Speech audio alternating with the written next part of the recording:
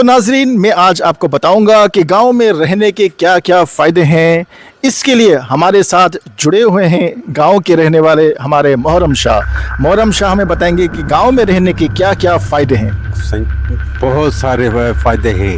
ایک فائدہ بتائیں کہ گاؤں میں جو رہے کھلی فضا. اچھا اور جتنی آپ کو چیزیں پتہ ہیں کہ گاؤں میں رہنے کا یہ فائدہ بتائیں. یہ فائدہ ہے کھلا فتح ہے اور گند گوند نہیں ہے.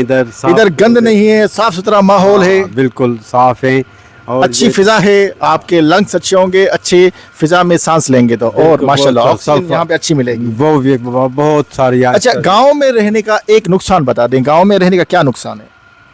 شہر کو تھوڑا دور ہے.